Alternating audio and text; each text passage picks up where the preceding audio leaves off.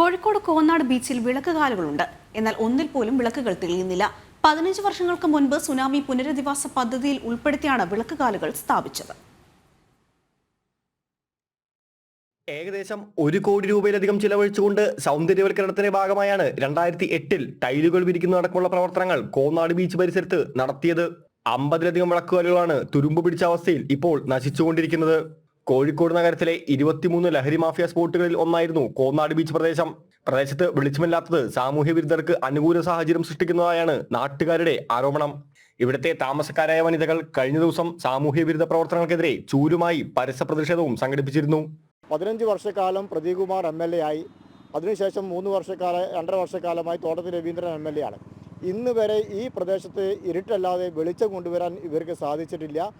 നിരവധിയായിട്ടുള്ള ആൾക്കാർ ഈ കോന്നാട് ബീച്ചിലേക്ക് എത്തുന്നുണ്ട്. ഈ സാമൂഹ്യ വിരുദ്ധരുടെ ശല്യം ഉണ്ടാവാനുള്ള പ്രധാനപ്പെട്ട കാരണം രാത്രിയായി കഴിഞ്ഞാൽ എല്ലാവരും പുറത്തേക്ക് പോകുന്ന സമയത്ത് സാമൂഹ്യ വിരുദ്ധർ ഈ കോന്നാട് ബീച്ചിലേക്ക് വരുന്നൊരു കാഴ്ചയാണ് കാണുന്നത്.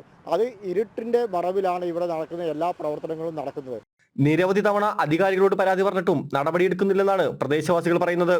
വഴിവിളക്കുകൾ എത്രയും പെട്ടെന്ന് തെളിയിച്ചില്ലെങ്കിൽ പ്രതിഷേധ പരിപാടികളുമായി മുന്നോട്ട് പോകാനാണ് പരിസരവാസികളുടെ തീരുമാനം. ജനം, കോഴിക്കോട്.